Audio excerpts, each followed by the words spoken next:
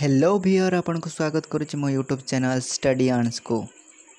आज विषय रही बटुआ जहाँकि एक परीक्षा उपयोगी प्रबंध। ये बटुआ प्रबंधर लेखक होउछंती गोविंद त्रिपाठी। गोविंद त्रिपाठी जे कि 1899 मसीह जन्मग्रहण करी 1962 मसीह मृत्युवरण करती। से थिले सत्यवादी वन विद्यालय छात्र। तांकर रम्य रचना गुड़िक रही बटुआ, आकाश कइया, छेनागुड़, कखारू फूल, अरसी केसु, अदा बेपारी भली बहु परिचित रम्य रचना से लिखिछंती। आजिर विषय वस्तु अनुजाई चलंतु देखिबा बटुआ प्रबंधटी को। बटुआ बटुआ उड़ियामीर गोटे चिन्ह। उड़ियामी माने खांटी उड़ियामी। बंग ओडिया बा बिहार ओडिया बा तेलुगु ओडिया ए चिन्हटा को जाति चिन्ह बोली मानिबाकू राजी निहंती। कलिकतिया बंगाली समाजर बटुआ जेमिति गोटे छिगुलिया कथा। आमे बंग ओडियांक आखिरे मध्य सेमिति। पाठुआ ओडिया नाककू बटुआटा गंधटा दिकोश दूररू गंधाए। बटुआटी देखिदेले तांको आखिरे सुखुआ कंटा गली जाए। बंगालींकर हुक्का ओ तेलुगुंकर पिका गंधठारू बटुआ गंधटा किछि बेस दुर्गंध नुहे। बटुआर सौंदर्य तांको अपेक्षा किछि कम नुहे। तथापि बटुआ ओडियांक भली हसकुड़ी बा थट्टा बोली घर माड़ बाहर माड़ खाई आस्ते आस्ते पछेलाणी। दिनकू दिन ए ओडिया जातिटा सांगरे नहीं से बंगोपसागर रे बुड़ी मरिबो। हाय रे बटुआ, हाय रे बटुआ, संपत्ति बटुआ। बटुआर एई जे गति होइछि सेइथिरु ओडिया जातिर गति मध्य अनुमान करिपार। बटुआ आनिथिला ओडियार गौरव। बटुआ घेनिजीव ओडियार प्राण।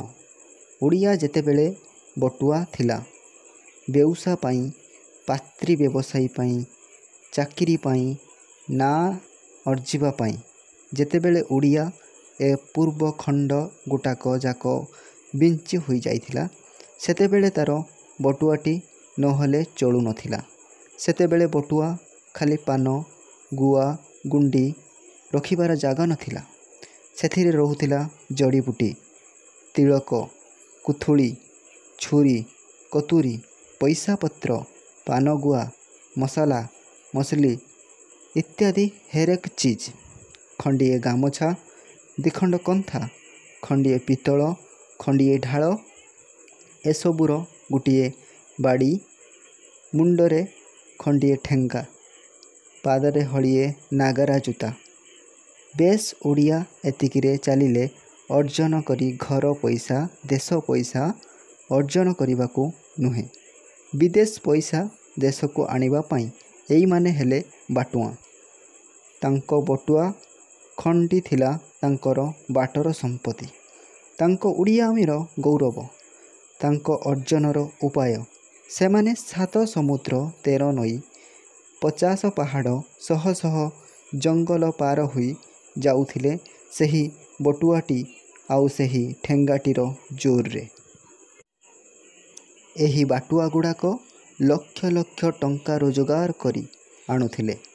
एही बाटुआंक धनरे आजिकाली रे केते उड़िया बाबू बड़ लोक। एही बाटुआंक वंश आज सरकारी उच्च पाहिया काम ठारू आरंभ करी बेसरकारी उच्च पाहिया काम पर्यंत हासिल करी बसी अछंती। ए मरहटिया कौन गुड़ाए कहूछ हे, बाउलाटाए ना कौन? आजिकाली जेमिति ओडिया माने विदेश को जाऊ नाहंती कि, पैसा रोजगार करू नाहंती कि, खाली सही सेकाले पुरान जंतु गुड़ाक जेमिति जाई पैसा रोजगार करुथिले। आह छी छी ତାଙ୍କ ମଳି ମୁଣ୍ଡ, ତାଙ୍କ ମଳି ଗାମୁଛା, ତାଙ୍କ ଗନ୍ଧିଆ ବଟୁଆ। ତାର ପୁଣି ତୁଳନା ଆମ ଏ ଓଡ଼ିଆ ସଭ୍ୟମାନଙ୍କ ସାଙ୍ଗରେ। ପାଗଳ ପାଗଳ କିନ୍ତୁ ବାବୁମାନେ। ସେମାନେ ଆଣୁଥିଲେ ଶହ ଶହ ହଜାର ହଜାର ପାଦ ପୂଜା ପାଇ ବେଉସା କରି ହାକିମ କରି ତୁମେ ଯାଉଛ 10-15 ଟଙ୍କାରେ କୁଲିଗିରି କରିବାକୁ। ସେଥିରେ ପୁଣି ତୁମେ ଗୋଟାଏ ଟିଣ ବାକ୍ସ, ଗୋଟିଏ ସେଜ ଗଣ୍ଠୁଲି, ଗୋଟାଏ ବାସନକୁସନ ଜାଗା, ଆଉ ତାକୁ ନେବା ପାଇଁ ତୁମର ଦରକାର ଗୋଟିଏ ଅତ୍ୟନ୍ତ କୁଲି। ସେମାନେ ଯାଉଥିଲେ ଆଣିବା ପାଇଁ, ତୁମେ ଯାଉଛ ଗୁଲାମ କରି। ତୁମେ ଯେବେ ବଡ଼ିମା ଛାଡ଼ି ଟିକିଏ ନିରୀଖି କରି ଦେଖିବ, ତାହେଲେ ତୁମେମାନେ ବୁଝିପାରିବ ଯେ ଏହି ବଟୁଆ ଓ ସୁଟକେସ୍ ଲଢ଼େଇରେ ବଟୁଆର ସିନା ଜିତ୍, ତୁମ ସୁଟକେସ୍ର ନୁହେଁ। ତେବେ ଆମେ ବଟୁଆକୁ ଘୃଣା କରୁ କାହିଁକି? ତୁମେ କ'ଣ ଭାବୁଛ ଯେ ଆମର ଆଖି ନାହିଁ, ଆମର ବୁଦ୍ଧି ନାହିଁ, ଆମର ଶିକ୍ଷା ନାହିଁ? ଖାଲି ତୁମେ ପାଠୁଆ, ତୁମେ ବୁଦ୍ଧିଆ। ତୁମର ଆଖି ଅଛି, ସେ ଖେଳ କଣ୍ଢେଇ ଆଖି। ତୁମର ବୁଦ୍ଧି ଅଛି, ସେ କାଉରି ମନ୍ତ୍ର ଭୁଲା ବୁଦ୍ଧି। ତୁମର ଶିକ୍ଷା ଅଛି, ସେ ପୋଷା ଶୁଆର ଶିକ୍ଷା, ଯାହା ପଢ଼ାଇଛି ଜଟାଧାରୀରେ ବାମାଏ। ତା ଛଡ଼ା ମନକୁ ଗୋଟାଏ କିଛି କାଢ଼ିବାର ଶକ୍ତି ନାହିଁ। ଥିଲେ ତୁମେ ଦେଖିଥାନ୍ତ ତୁମର ଏଇ ଯେ ସାଇବାଣୀମାନେ, ସଭ୍ୟ, ଉନ୍ନତ, ଉଚ୍ଚଶିକ୍ଷିତ ସାଇବାଣୀମାନେ, ସାଇବାଣୀମାନଙ୍କର ହ୍ୟାଣ୍ଡବ୍ୟାଗ୍, ହାତଥଳି ଦେଖୁଛ ତ? ସାଇବମାନଙ୍କର ହେଭରସେକ୍ ବା ସ୍ନାପସାକ୍ ଅର୍ଥାତ୍ ଝୁଲାମୁଣି ଦେଖୁଛ ତ? କହ ଦେଖି, ଏଇ ହ୍ୟାଣ୍ଡବ୍ୟାଗ୍, ହାୱାରସେକ୍ ବା ନାପସାକ୍ ଅପେକ୍ଷା ଆମ ବଟୁଆଟି କେଉଁ ଗୁଣରେ ନିକୃଷ୍ଟ? ସାଇବାଣୀ ଓ ସାହେବ ଯୁଆଡ଼େ ଯିବେ ତାଙ୍କ ସାଙ୍ଗରେ ଏଇଟା ବରାବର ଥିବ। ଆଉ ୟା ଭିତରେ ମୁହଁ ମଖା ଗୁଣ୍ଡାର ଆରମ୍ଭ କରି ରାତି ଦରକାରୀ ରବର ମୁଣା ପର୍ଯ୍ୟନ୍ତ, ପିକାଠାରୁ ଆରମ୍ଭ କରି ରୁଟି ପର୍ଯ୍ୟନ୍ତ ସବୁ ମାଲ ମହଜୁଦ ଥାଏ। ଆମର ବଟୁଆରେ ମଧ୍ୟ ଆମର ଲୋଡ଼ା ସବୁ ଜିନିଷ ରହେ। ତାଙ୍କର ଏ ଥଳିଗୁଡ଼ାକ କନାରେ ତିଆରି, ଆମ ବଟୁଆଗୁଡ଼ାକ ମଧ୍ୟ କନାରେ ତିଆରି। ତାଙ୍କ ବ୍ୟାଗ୍ ଗୁଡ଼ାକ ଚହଟ ଚିକ୍କଣ ବେଳେବେଳେ ହୋଇଥାଏ। ଆମ ବଟୁଆରେ ମଧ୍ୟ ରୂପା ଫୁଲି ଚିତ୍ର କନା ଦେଇ ଚହଟ ଚିକ୍କଣ କରାଯାଏ। ଖାଲି ପ୍ରଭେଦ ଏତିକି ଯେ ତାଙ୍କର ବ୍ୟାଗ୍ ଗୁଡ଼ାକ ବନ୍ଦ ହେଲେ ମଧ୍ୟ ତାର ମୁହଁମାନ ଓସାରିଆ, ଆଉ ବଟୁଆ ବନ୍ଦ ହେଲେ ତାର ମୁହଁଟା ଗୁଜିଆ। ସେପରି ହେବାର ଗୋଟିଏ କାରଣ ଅଛି। ସେ ହେଉଛି ଜାତିର ଲକ୍ଷଣ।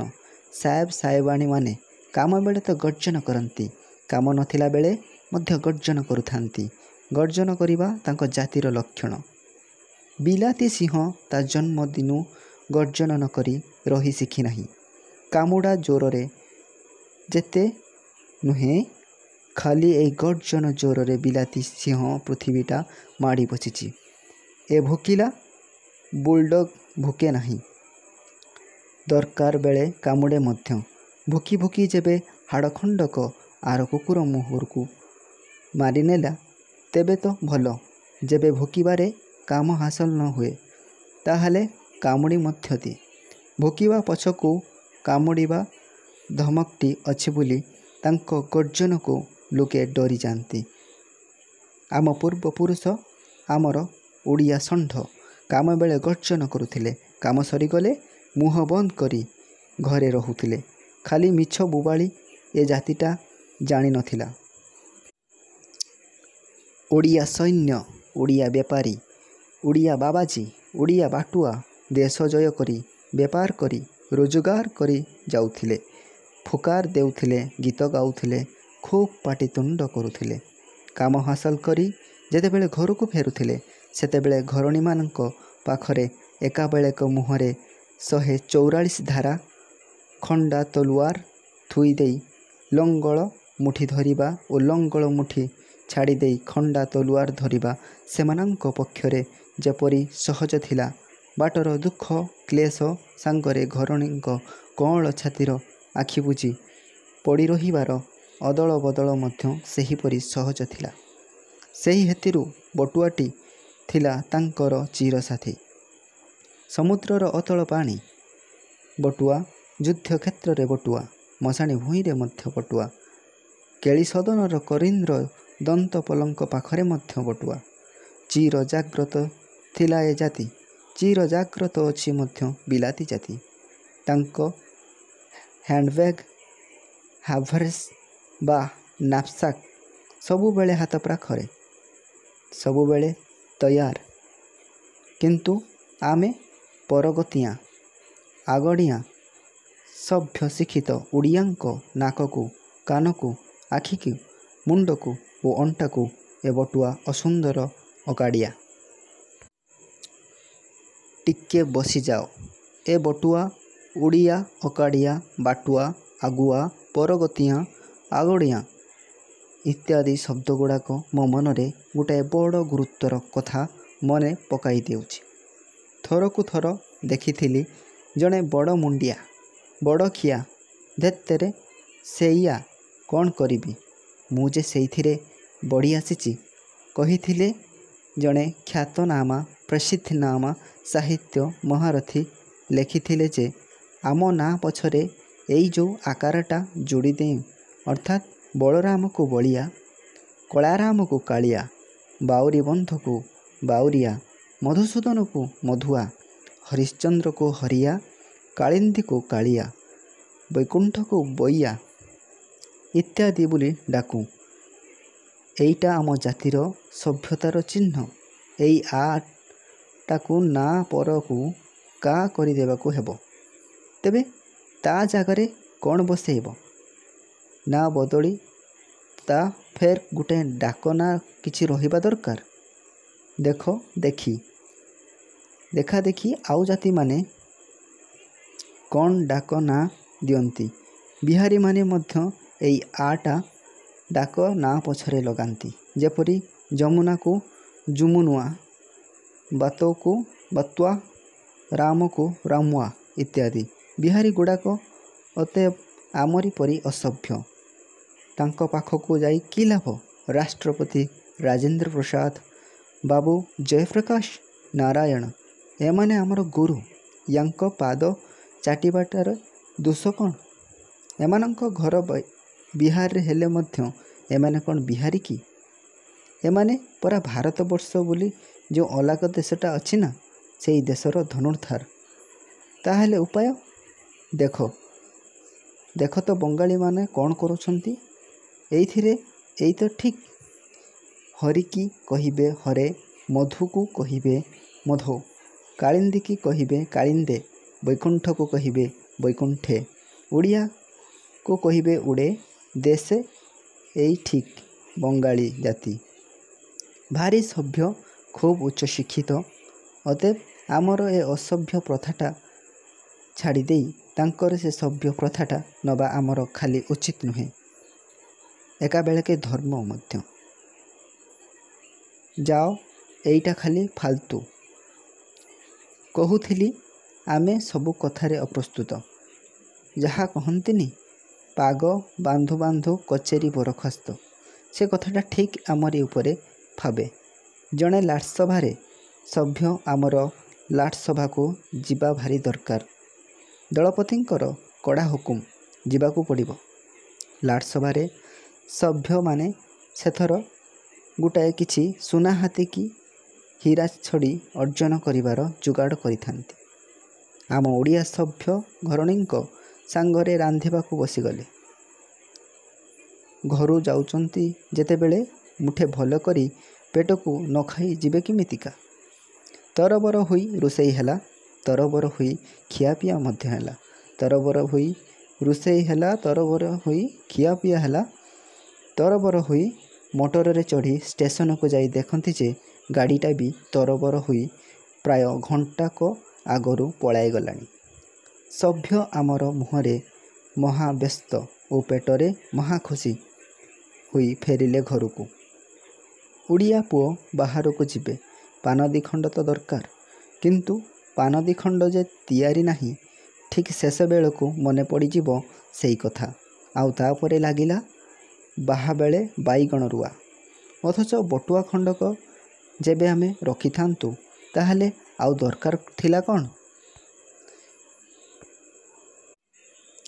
ବାହାରିଲେ ନା ବାହାରିଲି। ବଟୁଆ ଖଣ୍ଡେ ଅଣ୍ଟାରେ ଖୋସି ଚାଲିଲି। ଯେଉଁଠି ଦରକାର ହେଲା ଖୋଲିଲି। ପାନ ଖାଇଲି, ଫେର ଚାଲିଲି। ଆଜିକାଲି ନାନ୍ ଆମ ହାତରେ ହେଉନାହିଁ। କୌଣସି କାମରେ ଘରୁ ଗୋଡ଼ କାଢ଼ିଲେ ଆମର ଲାଗିଯାଏ 60 ମହଣ ଘିଅ ଆଉ ରାଧାଙ୍କ ନାଚ। ଆଗୁସାର ଜାତିରେ ଏ ଲକ୍ଷଣ ନୁହେଁ। ଜାତି ଆଗେ ବଢ଼ିବା ଦରକାର। ତା'ର ଦିନ ଓ ରାତି ପ୍ରତି ମୁହୂର୍ତ୍ତରେ ତିଆରି ଥିବା ଉଚିତ।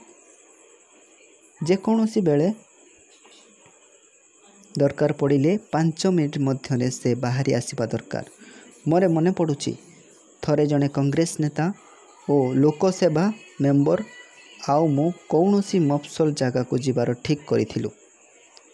କଥା ହୋଇଗଲା ଯେ ଆମେ ବାହାରିବୁ ଠିକ୍ ସକାଳେ, ଆଉ ଯାଇ ପହଞ୍ଚିବୁ କଥା ହୋଇଗଲା ଯେ 7ଟା ବେଳକୁ। ଯେପରି ଲୋକେ ଆସି ବେଶୀ ବେଳ ଯାଏଁ ଅପେକ୍ଷା କରି ନ ବସନ୍ତି। ମୁଁ ଠିକ୍ 4ଟା ବେଳେ ମଟର ନେଇ ମେମ୍ବର ସାହେବ ଦ୍ୱାରଙ୍କୁ ପହଞ୍ଚିଲି। ମଟର ପେଁକାଳି ବଜାଇଲି, କିନ୍ତୁ ହୁଲଚାଲ ନାହିଁ। ଚପରାସୀ ପଠାଇ ଦୁଆର ମୁହଁରେ ବହେ ପାଟିତୁଣ୍ଡ କରିବା ପରେ ମେମ୍ବର ସାହେବ ଆଖି ମଳି ମଳି ନିଦ ବାଉଳାରେ ଉଠି ଆସିଲେ। ଅପେକ୍ଷା କରିବାକୁ କହିଲେ। ତା'ପରେ ଚାଲିଲା ନିତ୍ୟକର୍ମ। ଖିଅର ବାର, ଗାଧୁଆ ପାଧୁଆ, ମାଙ୍ଗ ଭଙ୍ଗା, ଲୁଗା ପିନ୍ଧା। ଆମେ ବାହାରିଲା ବେଳକୁ ସେଉଠୁ ହେଲା 6ଟା। ଠିକଣା ମୁଣ୍ଡରେ ପହଞ୍ଚିଲୁ ପ୍ରାୟ 9ଟାରେ। ଲୋକେ ପାହାନ୍ତିଆରୁ ଆସି ପୋକଜୋକଙ୍କ ପରି ସାଲୁ ସାଲୁ ହେଉଥାନ୍ତି। ଆଉ ଏ ଯେ ଦେଶସେବକ ନେତା, ଏ ହେଲେ ସ୍ୱରାଜ୍ୟ ଯୁଦ୍ଧର ସେନାପତି, ଗରିବ ଦୁଃଖୀ ରୋଗୀଙ୍କର ମା' ବାପ। କିନ୍ତୁ ବାବୁ, ତୁମେ ଯାହା କହିଲ, ସେଥିରେ ଜଣାପଡ଼ୁଛି ତୁମେ ଏ ସମୁଦାୟ ଦେଶକୁ ଗୋଟାଏ ଯୁଦ୍ଧ ଛାଉଣୀ ବନାଇବାକୁ ଚାହଁ। କିନ୍ତୁ ଆମେ ତ ଆଉ ଦେଶ ଜୟ କରୁନାହୁଁ। ଆମେ ଏକାବେଳକେ ଖଣ୍ଡା ଉଞ୍ଚେଇ ବସି ରହିବୁ। ଏ ସଭ୍ୟତାର ଯୁଗ, ଆଲୁଅର ସମୟ। ସେ ଅନ୍ଧାରି ଅସଭ୍ୟ ଯୁଗରେ ଯାହା ଦରକାର ଥିଲା, ଇଲେ ସେସବୁରେ କି ଦରକାର? ଭୁଲ ବୁଝୁଛ ଭାଇ, ଭୁଲ ବୁଝୁଛ। ତୁମେ ଦେଶ ଜୟ କରି ନ ପାର, କିନ୍ତୁ ତୁମକୁ ଯୁଦ୍ଧ ଛାଡ଼ିବ ନାହିଁ। ଖଣ୍ଡା ତଲୁଆର ଯୁଦ୍ଧ ବନ୍ଦ ହୋଇଯାଇପାରେ, ଦରକାର ନ ହୋଇପାରେ, କିନ୍ତୁ ଅଜ୍ଞାନତା, ଅସଭ୍ୟତା, ଜଡ଼ତା ସାଙ୍ଗରେ ତୁମକୁ ଯୁଦ୍ଧ କରିବାକୁ ପଡ଼ିବ। ସଭ୍ୟତାର ଯୁଦ୍ଧ ଖାଲି ଖଣ୍ଡା, ତଲୁଆର, ଗୁଳିଗୋଳାରେ ସରିଯାଏ ନାହିଁ। ଖାଲି ସେଇତକରେ ସଭ୍ୟତାର ଉଦ୍ଦେଶ୍ୟ ସାଧିତ ହୋଇପାରେ ନାହିଁ। ସଭ୍ୟତା କିଛି ଆମ୍ବ ଫଳ ନୁହେଁ କି ସପୁରୀ ଫଳ ନୁହେଁ। ସଭ୍ୟତା ହେଉଛି ଅଶରୀରୀ ବାଣୀ, ଶୂନ୍ୟ ବାଣୀ, ଗୋଟିଏ ମତଲବ, ଗୋଟିଏ ଧାରଣା, ଗୋଟିଏ ବିଶ୍ୱାସ ମାତ୍ର। ଖଣ୍ଡା ତଲୁଆରର ଯୁଦ୍ଧ ଧନ ଜନ ପାଇଁ, କିନ୍ତୁ ସଭ୍ୟତାର ଏହି ଶୂନ୍ୟବାଣୀ ପାଇଁ ଯୁଦ୍ଧ କରିବାକୁ ହେଲେ ଖଣ୍ଡା ତଲୁଆର ଗୁଳିଗୋଳା ଯେତେ ଦରକାର ହୁଏ ନାହିଁ, ତା ଅପେକ୍ଷା ବେଶୀ ଦରକାର ପାଟିତୁଣ୍ଡର ଯୁଦ୍ଧ, କାଳିକଲମର ଯୁଦ୍ଧ। ଶଙ୍କରଙ୍କର ଭାରତ ବିଜୟ ଅଶୋକଙ୍କ ଭାରତ ବିଜୟଠାରୁ କୌଣସି ମତେ ହୀନ ନିକୃଷ୍ଟ ନୁହେଁ। ସତରେ କହିବାକୁ ଗଲେ ଅଶୋକ ଖଣ୍ଡା ତଲୁଆରର ବଳରେ ଯେ ସାମ୍ରାଜ୍ୟ ତିଆରି କରିଥିଲେ, ଶଙ୍କର ତାଳପତ୍ର ଲେଖନ ଓ ପାଟିତୁଣ୍ଡରେ ସେ ସାମ୍ରାଜ୍ୟକୁ ଭାଙ୍ଗି ରୁଜି ଚୁରମାର କରିପାରିଥିଲେ। ସିଜାର, ଆଣ୍ଟିନିଓ, ବ୍ରୁଟସ୍, ନେରୋ ଇତ୍ୟାଦି ଖଣ୍ଡା ତଲୁଆର ବର୍ଚ୍ଛା ମୁନରେ ଯେ ସାମ୍ରାଜ୍ୟ ତିଆରି କରୁଥିଲେ, ଖ୍ରୀଷ୍ଟ ଓ ତାଙ୍କର ଶିଷ୍ୟମାନେ ଭୋଜପତ୍ର ଓ ଲେଖନ ଏବଂ ପାଟିତୁଣ୍ଡ ବଳରେ ସେହି ସାମ୍ରାଜ୍ୟକୁ ଧ୍ୱଂସ କରିଥିଲେ। ହିଟଲର ଆଉ ମୁସଲିନ ତୁପ ମୁହଁରେ ଯେ ସାମ୍ରାଜ୍ୟ ତିଆରି କରିଛନ୍ତି ଓ କରୁଛନ୍ତି, ସେ ସାମ୍ରାଜ୍ୟର ଧ୍ୱଂସ ସେହି ଗୁଳିଗୋଳା, ତୋପ ବନ୍ଧୁକରେ ଯେତେ ନ ହେବ, ତାଠାରୁ ବେଶୀ ହେବ କାଗଜ କଲମ ଆଉ ପାଟିତୁଣ୍ଡ ଜୋରରେ। ଆମେ ଇନେ ପୁରୁଣା ଭାବକୁ ଭାଙ୍ଗି ଦେଶରେ ନୂଆ ଭାବ ଖେଳାଉଛେ, ଖେଳାଇବାର ଚେଷ୍ଟା ଚାଲିଛି। ଏହା ହିଁ ଆମର ସଭ୍ୟତା। ଏ ନୂଆ ଭାବ ପୁରୁଣା ଭାବକୁ ମାରିଦେବ ନାହିଁ, କିନ୍ତୁ ମାଜି ମୁଜି ଆହୁରି ଟିକିଏ ବେଶ୍ ଚକଚକ, ଆହୁରି ଟିକିଏ ବେଶୀ ସୁନ୍ଦର, ମନୋହର କରିବ। ସଭ୍ୟତା ଏଇଆ ଯେ ସଭ୍ୟତା ଯୁଗ ଯୁଗ ଧରି ତା'ର ପୁରୁଣା ମସିହା ଖତରା ଭାବକୁ ଧରି ବସେ। ସେ ମଲା ସଭ୍ୟତା, କିନ୍ତୁ ଯେ ସଭ୍ୟତାର ଭିତରେ ଏପରି ଶକ୍ତି ଅଛି ଯେ ସେ ଦରକାର ଅନୁସାରେ ନୂଆ ଭାବ ନିଜ ଭିତରକୁ ନେଇପାରେ। ସେଇ ସଭ୍ୟତା ଜିଅନ୍ତା ସଭ୍ୟତା। ତେବେ ନୂଆ ରସ, ନୂଆ ରକ୍ତ ନାଁରେ ନୂଆ ନାଳ ପାଣି ଯେପରି କେହି ନ ପିଅନ୍ତୁ। ଆମର ବଟୁଆଧାରୀ ଓଡ଼ିଆଙ୍କ ଗୋଟିଏ ସଭ୍ୟତା ଥିଲା। କେହି କେହି କହନ୍ତି ସେ ଅସଭ୍ୟତା। ଏଇ ଯେ କେହି କେହି ନାଳ ପାଣି ଖିଆ ସଭ୍ୟ, ଏଇମାନେ ସଭ୍ୟତାର ରକ୍ତ ଓ ରସ ଚାଖି ନାହାନ୍ତି। ଚାଖିଥିଲେ ସେମାନେ ବୁଝିଥାନ୍ତେ ଜୀବ ଥିଲେ ଯିବା ରହିବା। ଯେ ଜାତି ଆଗକୁ ମାଡ଼ି ଚାଲିଛି ସେ ଜାତି ଅସଭ୍ୟ ହୋଇ ନପାରେ। ଓଡ଼ିଆ ଜାତିର ଜନ୍ମଠାରୁ ଆଜିଯାଏଁ ସେ କୌଣସି ସ୍ଥାନରେ ଗାଦି ମାଡ଼ି ବସିନାହିଁ। ସେ ବରାବର ଚାଲିଛି, ଅନେକ ଦୂର ଚାଲି ଆସିଛି। ମହାଭାରତର ଓଡ଼ିଆ ଜାତିଠାରୁ ମହାଭାରତୀୟ ଓଡ଼ିଆ ଜାତି ଅନେକ ଆଗରେ। ରାସ୍ତା ବଡ଼ ଦୁର୍ଗମ, ବଡ଼ ଖସଡ଼ିଆ। କେତେବେଳେ ତଳକୁ ଖସିଛି ତ କେତେବେଳେ ଉପରକୁ ଉଠିଛି। କିନ୍ତୁ ଉପରକୁ ଉଠିବାର ଇଚ୍ଛା ଓ ସାହସ ଏ ଜାତି ଭିତରେ ବରାବର ଜୁଆର ଖେଳିଛି। ମୁଁ ଓଡ଼ିଆ ଜାତି ସମ୍ବନ୍ଧରେ ଯାହା କହୁଛି ତାକୁ ଅଦଳ ବଦଳ କରି ସବୁ ଜାତି ସମ୍ବନ୍ଧରେ କୁହାଯାଇପାରେ। ଆମେ ଉନ୍ନତ ଜାତି ଅଛୁଁ ବା ହେବୁ କହିଲା ବେଳେ ଆମେ ଯେ ସବୁବେଳେ ଉପରକୁ ଉଠୁଛେଁ ଓ ଉଠିବାର ଚେଷ୍ଟା କରୁଛେଁ, କଥାଟା ମାନି ନେବାକୁ ପଡ଼େ। ତେବେ କଥା ହେଉଛି ଗୋଟାଏ ଉନ୍ନତ ଜାତିକୁ ତୁଟି ଚିପି ମଡ଼ା କରି କାନ୍ଧରେ ପକାଇ ବୁହାଇ ନେବାକୁ ଚେଷ୍ଟା କରାଯାଇପାରେ। ମୋର ହିମାଳୟ ପର୍ବତ ଶିଖରକୁ ଉଠିବାକୁ ଦରକାର। ମୁଁ ଚେଷ୍ଟା କରି ଠିକ୍ ଶିଖର ଏବଂ କଷ୍ଟ ସହି ନିଜ ଗୋଡ଼ରେ, ନିଜ ଉଦ୍ୟମରେ, ନିଜ ଆତ୍ମା ଜୋରରେ ଉଠିପାରେ। ଅଥବା ତୁମେ ଦୁଇଜଣ ମୋତେ ମଲା ଭଳିଆ କରି ପକେଇ କୋକେଇରେ ତୁମ କାନ୍ଧରେ ଉଠାଇ ନେଇପାର। କି ସେ ଭଲ? ଲକ୍ଷ୍ୟ ଏକ ହେଲେ ମଧ୍ୟ ସାଧନାର ପ୍ରଭେଦରେ ଲକ୍ଷ୍ୟ ହୀନିମାନ ହୋଇ ଯାଇପାରେ। ତା'ର କାରଣ ହେଉଛି ଧର ମୋର ଏଇ ହିମାଳୟ ଶିଖରକୁ ଯିବାର ଅଛି। ହିମାଳୟ ଶିଖର ବରଫ ଭରା, ଭାରି ଶୀତ, ଭାରି କାକର। ମୁଁ ଯେବେ ନିଜେ ଚଢ଼ିଯାଏ ତାହେଲେ ଏଇ ଶୀତ କାକର ଆସ୍ତେ ଆସ୍ତେ ମୋର ଦେହସୁଆ ହୋଇଯାଇଥିବ। ବରଫ ଦିହରେ ଚାଲି ଚାଲି ବରଫରେ କିମିତି ଗୋଡ଼ ନଖସି ଚାଲିବାକୁ ହୁଏ ସେ କଥା ମୁଁ ଶିଖି ଯାଇଥିବି। ଶିଖରରେ ପହଞ୍ଚିଲେ ମୋର ଆଉ ଶୀତ କାକର ବା ଗୋଡ଼ ଖସାକୁ ଭୟ ନଥିବ।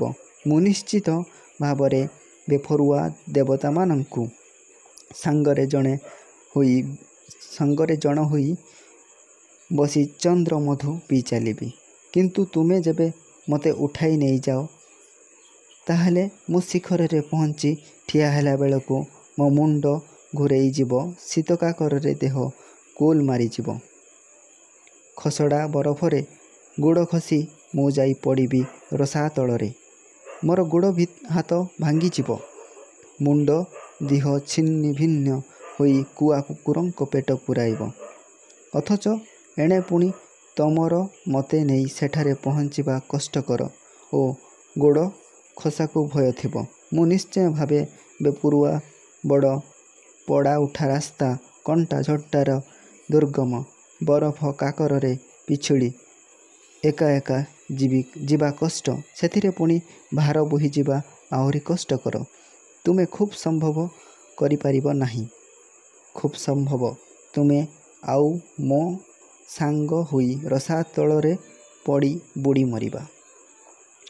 ଯେଉଁମାନେ ଜାତିକି ନ ଚଳେଇ, ତାକୁ ବାଟ ନ ମଣେଇ, ନବାର ସନ୍ତୁଷ୍ଟ ନ ହୋଇ, ତାକୁ ଏକାବେଳକେ ସେମାନେ ଅସୁର କାନ୍ଧରେ ଉଠାଇ ନେବା ପାଇଁ ଇଚ୍ଛା କରନ୍ତି, ସେମାନଙ୍କର ଏଇ ଅବସ୍ଥା ହେବ ନିଶ୍ଚୟ। ପୃଥିବୀର ଇତିହାସ ଏହାର ପ୍ରମାଣ। ଜର୍ମାନୀ ନାଁରେ ପୃଥିବୀର ଚାରିଆଡ଼େ ଡିବି ଡିବି ବାଜୁଥିଲା କାହିଁକି? ଜର୍ମାନୀର ବ୍ରିଟିଶ ବା ଫ୍ରେଞ୍ଚ ଜାତି ଭଳି ବଡ଼ ସାମ୍ରାଜ୍ୟ କେବେ ନଥିଲା। ୟୁରୋପ ଭିତରେ କେବଳ ସମ୍ରାଟ ଫ୍ରେଡେରିକଙ୍କର ଛଡ଼ା ବଡ଼ ଯୁଦ୍ଧର କୌଣସି ଜର୍ମାନ ରାଜା ପଶି ନାହାନ୍ତି। ତଥାପି ଜର୍ମାନ ଥିଲା ବଡ଼। ତାର ବିଜ୍ଞାନ, ତାର ସଙ୍ଗୀତ, ତାର ଦର୍ଶନ ହେତୁଆର, ୱାଗନର, ଶୋପେନହର, ଗେଟେ, ଆଇନଷ୍ଟାଇନ ଇତ୍ୟାଦି ସମସ୍ତେ ଜର୍ମାନୀବାସୀ। ଏହିମାନଙ୍କ ହେତୁ ଜର୍ମାନୀ ହୋଇଥିଲା ବଡ଼। ଜର୍ମାନୀ ଜାତିର ସାମ୍ରାଜ୍ୟ ନଥିଲା, ତଥାପି ଜର୍ମାନୀ ଜାତି ପୂଜା ପାଉଥିଲା ସବୁଆଡ଼େ। ଜର୍ମାନ ବ୍ୟବସାୟ କରୁଥିଲେ।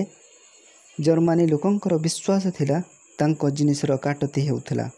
ଧନ ଜନ ଯଶର ଜର୍ମାନୀ ଉଛୁଳି ପଡ଼ୁଥିଲା। ବିସ୍ମାର୍କଙ୍କୁ ଏ ଗୁଣ ଆଉ ଭଲ ଲାଗିଲା ନାହିଁ। ତାଙ୍କର ଇଚ୍ଛା ହେଲା ସେ ପୃଥିବୀ ବ୍ୟାପୀ ଗୋଟାଏ ଜର୍ମାନୀ ସାମ୍ରାଜ୍ୟ ବସାଇବେ। ସେ ଭାବିଥିଲେ ଜର୍ମାନୀ ଜାତିର ମତିଗତି ଯାହା ହେଉ ପଛକେ ତାକୁ ଭାଙ୍ଗି ତା ସ୍ଥାନରେ ବିଲାତି ଚାଲ ଚଳାଇବାକୁ ପଡ଼ିବ। ଏ ଜର୍ମାନୀ ଜାତିଟାକୁ ସଙ୍ଗୀନ ସେଜରେ ବସେଇ ଜର୍ମାନ ଯୁଦ୍ଧ ରାକ୍ଷସଙ୍କ କାନ୍ଧରେ ସ୍ୱର୍ଗରେ ପହଞ୍ଚେଇ ଦେବାକୁ ପଡ଼ିବ। ତାର ଫଳ ହେଲା ଗଲା ଜର୍ମାନ ଯୁଦ୍ଧ। ଜର୍ମାନୀର ଯାହା ଥିଲା ସବୁ ଗଲା। ତଥାପି ରହିଯାଇଥିଲା ଜର୍ମାନୀର ବ୍ୟବସାୟ ସାଧୁତା। ତାରି ବଳରେ ଜର୍ମାନୀ ପୁଣି ଉଠି ପାରିଥାନ୍ତା।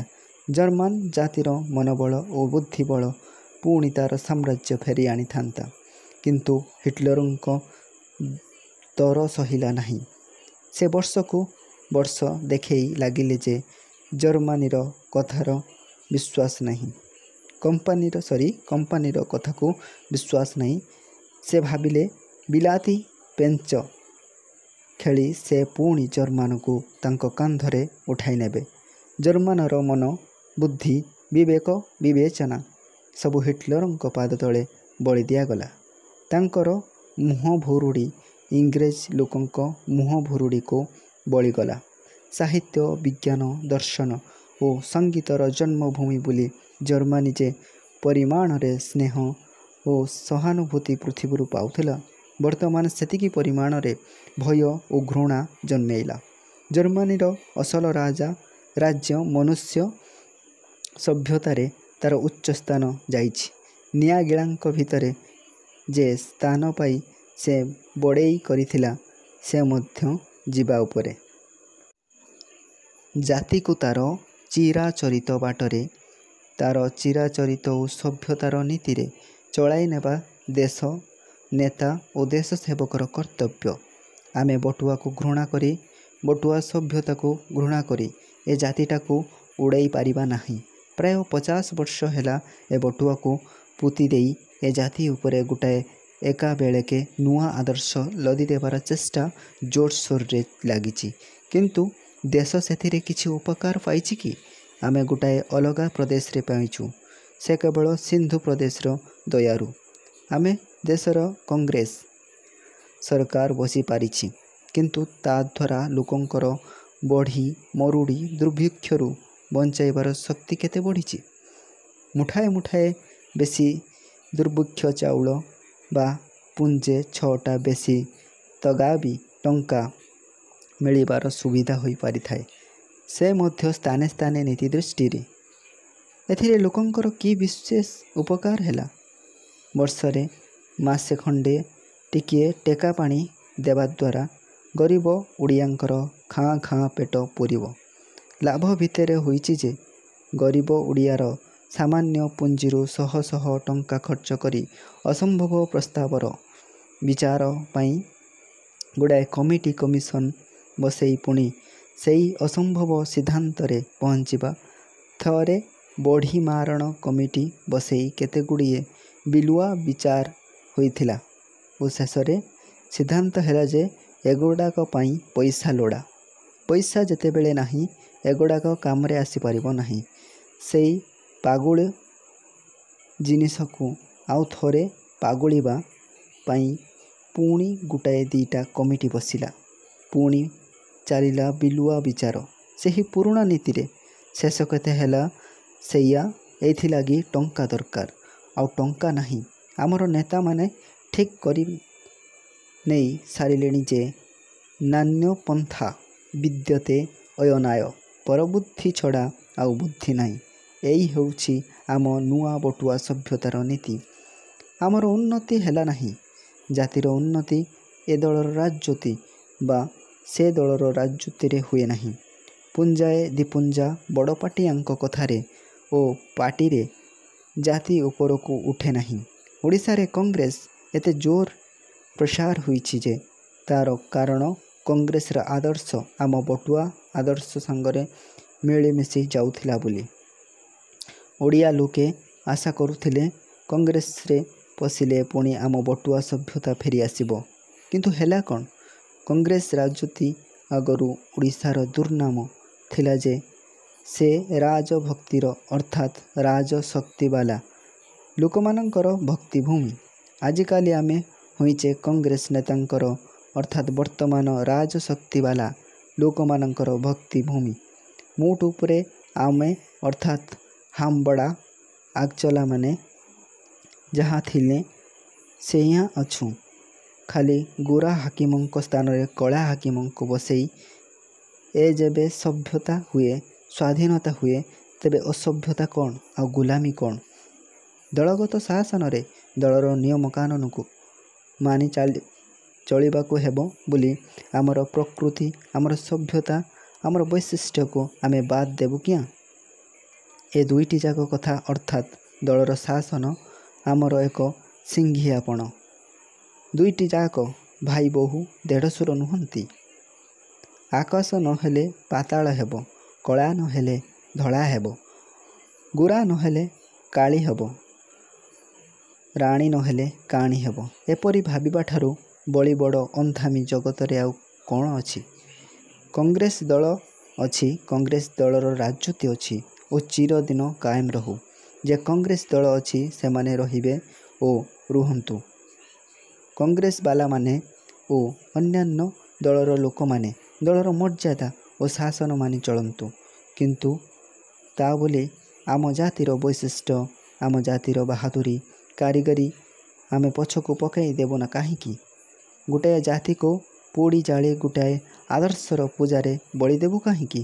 ଓଡ଼ିଶା ଚିରଦିନ ଓଡ଼ିଶା ରହିବ। ୟାର ମହାନଦୀ ମହାଭାରତୀୟ ପବନରେ ପୋତି ହୋଇଯିବ ନାହିଁ। ୟାର ସମୁଦ୍ର ଊର୍ଦ୍ଧ୍ୱାର ଗରମ ପବନରେ ଶୁଖିଯିବ ନାହିଁ। ୟାର ମେଘାଶନି ଶିମିଳାର ଗୁରୁଗର୍ଜନରେ ଭାଙ୍ଗି ଚୂର୍ଣ୍ଣ ହୋଇଯିବ ନାହିଁ। ଓଡ଼ିଆର ଅଭାବ ଓଡ଼ିଆର ସୁଖ ଦୁଃଖର ସୀମା ଓ ପରିସର ଓଡ଼ିଆର ହାରି ଗୁହାରି ବୁଝି ଭଲ କରି ମନ ଭିତରେ ପୂରେଇ ଓଡ଼ିଆର ବୈଶିଷ୍ଟ୍ୟ ଦିଗରୁ ସେସବୁର ସମାଧାନ ଓଡ଼ିଆ ନେତାମାନଙ୍କର କରିବା ଧର୍ମ। ଓଡ଼ିଆ ବଟୁଆ ଏହି କଥାଟି ଆମ ଆଖି ଆଗରେ ବିଜୁଳି ବତୀ ଜାଳି ଦେଇ ଦେଖେଇ ଦେଉଛି। ଓଡ଼ିଆକୁ ଘର ଭଙ୍ଗା ପାନ ଭଲ ଲାଗେ ନାହିଁ। ଏପର୍ଯ୍ୟନ୍ତ ମଧ୍ୟ ମଫସଲରେ ଓଡ଼ିଆ ଘରକୁ ଅତିଥି ଗଲେ ଓଡ଼ିଆ ଅଣଓଡ଼ିଆ ବାବୁଙ୍କ ଭଳି ଟିକିଏ ଚୂନ ନିଖିଏ ଗୁଆ ଚେପ୍ଟା ପାନଖଣ୍ଡ ଲବଙ୍ଗ ମାରି ଆଣିଦିଏ ନାହିଁ। ସେ ଆଣି ଥୋଇଦେଇ ତା'ର ବଟୁଆ ବା ପାନ ପେଡ଼ି। ପାନ ଅଛି, ଗୁଆ ଅଛି, ଗୁଣ୍ଡି ଅଛି, ଚୂନ ଖଇର ଜାଇଫଳ ଅଳେଇଚ ସବୁ ଅଛି। ଅତିଥି ତା'ର ମନମାଫିକ ତା ରୁଚି ମୁତାବକ ପାନ ଭାଙ୍ଗିବ ଓ ଖାଇବ। ମୋ ଘରକୁ ଅତିଥି ଆସିଲେ ମୁଁ ଯେପରି ମୋର ରୁଚି ଓ ମନ ତା ଉପରେ ଲଦି ଦେବି ନାହିଁ, ମୁଁ କାହା ଘରକୁ ଗଲେ ମୋର ରୁଚି ଓ ମନ ମୁଁ କାହାରି ପାଇଁ ବଳି ଦେଇପାରିବି ନାହିଁ। ଏଇ ହେଲା ବଟୁଆର ଶିକ୍ଷା। ଏଇ ହେଲା ଅସଲ ଡେମୋକ୍ରାସି ପ୍ରଜାତନ୍ତ୍ର ବା ଗଣତନ୍ତ୍ର। ଓଡ଼ିଆ ବଟୁଆ କହେ ପ୍ରଜାର ଶାସନ ପ୍ରଜାର ହିତ ପାଇଁ, ପ୍ରଜାର ବୈଶିଷ୍ଟ୍ୟ ରକ୍ଷା କରିବା ପାଇଁ। 5ଟା 7ଟା ଶାସକ ଗୋଷ୍ଠୀ ପ୍ରଜାର ହିତ ପାଇଁ, ପ୍ରଜାର ସ୍ୱାଧୀନତା ପାଇଁ ନୁହେଁ। ନିଜର ହିତ ଓ ନିଜର ସ୍ୱାଧୀନତା ଡୁବାଇ ଦେବା ହେଲେ ପ୍ରଜାତନ୍ତ୍ର ଶାସନର ଅସଲ ମୂଳମନ୍ତ୍ର ଦେଶ ନେତାର ପ୍ରଧାନ ଓ ପ୍ରଥମ ଗୁଣ। କିନ୍ତୁ ଆଜିକାଲି ହେଉଛି କ'ଣ? ହିଟଲର ଜର୍ମାନୀ, ଷ୍ଟାଲିନ ରୁଷିଆ, ମୁସୋଲିନି ଇଟାଲୀ ଓ ଜାତୀୟ ଭାରତବର୍ଷର ପ୍ରଜାର ଶାସକମାନେ ନେତାର ଖିଆଲ ପାଇଁ, ପ୍ରଜାର ରୁଚି ବୈଶିଷ୍ଟ୍ୟ ଓ ସ୍ୱାଧୀନତାର ଶ୍ରାଦ୍ଧ ଶାସନର ଉନ୍ନତି ପାଇଁ, ପ୍ରଜାର ହିତ ଓ ମଙ୍ଗଳର ତିଳତର୍ପଣ, ଜଳତର୍ପଣ ଓ ଶେଷରେ ବିସର୍ଜନ। ଏ ତ ଡେମୋକ୍ରାସି ନୁହେଁ, ପ୍ରଜାତନ୍ତ୍ର ନୁହେଁ, ବରଂ ଡେମନକ୍ରାସି, ପ୍ରଜା ମାରଣ ମନ୍ତ୍ର ବା ପ୍ରଜା ଭୁଲାଣିଆ ମନ୍ତ୍ର ମାତ୍ର। ଆଉ ଏଣିକି ବେଶୀ କି କହିବି ନାହିଁ, କହିଲେ ଏ ଘରେ ରହିବି ନାହିଁ। ଏ କଡ଼ା ବାମ୍ଫ ବାଜି ଯେବେ ତୁମର ଚେତା ନ ହେବ, ତାହେଲେ ତୁମର ଚେତା କେବେ ହେବ ନାହିଁ। ତୁମେ ତୁମ ନିଜ ମନକୁ ଡେଙ୍ଗୁରା ପିଟିପାର ଯେ ଆମେ ବଡ଼ କାମ କରୁଛେ, ଆମର ମୁଣ୍ଡ, ଆମର ମଝି, ଆମରି ଗୋଡ଼ ସବୁ ବଡ଼। କିନ୍ତୁ ସଂସାର ତୁମର ଏ ଡେଙ୍ଗୁରା ପିଟାରେ ଭୁଲିବ ନାହିଁ। ତୁମେ କେତେଟା ଲୋକଙ୍କୁ କିଛି ସମୟ ପାଇଁ ବୋକା ବନେଇ ପାର, କିନ୍ତୁ ସବୁ ଲୋକଙ୍କୁ ସବୁ ସମୟ ପାଇଁ ବୋକା ବନେଇ ପାରିବ ନାହିଁ। ହିଟଲର କିଛି ଦିନ ପାଇଁ ଜର୍ମାନୀ ଲୋକଙ୍କୁ ବୋକା ବନାଇଥିଲେ କୁହୁକ ମନ୍ତ୍ରରେ। ଏବେ ଘରେ ଅନ୍ଦର ମହଲରେ ପଡ଼ୁଛି ବୋମା। ତୁମେ ଇଲାଗେ ଲୋକଙ୍କୁ ଠକି ଦେଇପାର, କିନ୍ତୁ ବେଳ ଆସିବ, ବେଶୀ ଡେରି ନାହିଁ, ଯେତେବେଳେ ତୁମର ଅନ୍ଦର ମହଲର ବୋମା ପଡ଼ିବ। ସେତେବେଳେ ଆଲୋ ମାଲୋ ମରିଗଲି ଲୋ ବୋଲି ଡାକି ଛାଡ଼ି ଆକାଶ ଫଟେଇଲେ ମଧ୍ୟ କେହି ଶୁଣିବେ ନାହିଁ। କେହି ଟିକିଏ ଅଣହେଜର ତୁମକୁ ଚାହିଁବେ ନାହିଁ। ପର ଲାଙ୍ଗୁଡ଼ ଧରା ବଡ଼ଲୋକୀ ନୁହେଁ, ସେ ଗୋଲାମର ଗୋଲାମୀ ମାତ୍ର। ଯଦି ପ୍ରକୃତରେ ଏ ଜାତିର, ଏ ଦେଶର, ଏ ବିଶ୍ୱ ସଭ୍ୟତାର କିଛି କାମ କରି ତୁମର ନାଁ ଅମର ଅକ୍ଷରରେ ଲେଖିଦେବାକୁ ଇଚ୍ଛା କର, ତାହେଲେ ନିଜ ବଟୁଆଟି ଧରି ନିଜ ବାଟରେ ନିଜ ଗୋଡ଼ରେ ଚାଲ। ଏଣିକି ତେଣିକି ଚାହିଁ ଯେ ଚାଲେ ସେ ବାଟରେ ଜାଣେ ନାହିଁ, ସେ ନିଶ୍ଚେ ବାଟ ଭୁଲିବ। ଯେ ବାଟ ଜାଣେ, ଯାହାର ଲକ୍ଷ୍ୟ ଠିକ୍, ସେ ତା ରାସ୍ତାରେ ଚାଲିବ। ସେ ରାସ୍ତା ଅନ୍ୟକୁ ଅସୁନ୍ଦର ଦିଶିପାରେ, ଅନ୍ୟ ନାକ ଟେକିପାରେ, ରାଗିପାରେ, ଥଟ୍ଟା ପରିହାସ କରିପାରେ, କି ଯାଏ ଆସେ ସେଥିରେ? ମୋର ବାଟ ଏ ବାଟରେ ମୁଁ ଯିବି। ସେଥିରେ ଯେବେ ମୁଁ ଲକ୍ଷ୍ୟସ୍ଥାନରେ ନ ପହଞ୍ଚିପାରେ, ତାହେଲେ ମଧ୍ୟ ମୋର ଗୌରବ ଓ ଜାତିର ଉନ୍ନତି। ଆଉ କ'ଣ କହିବି? ଖାଲି ଏତିକି, He either fears his fate too much, or his deserts are small, that dares not put it to the touch, to gain or lose it all। ଇଂରାଜୀରେ କିଆଁ? ତୁମେ କି ଦେଶୀ କି? ଏହା ଥିଲା ଆଜିର ଭିଡ଼ିଓ। ଯଦି ଏହି ଭିଡ଼ିଓଟି ଆପଣମାନଙ୍କୁ ଭଲ ଲାଗିଥାଏ, ଆପଣମାନେ ସବସ୍କ୍ରାଇବ୍ କରି ମୋର ପାରିଶ୍ରମିକ ଦେଇପାରିବେ। ଧନ୍ୟବାଦ। ତ୍ରିପାଠୀ।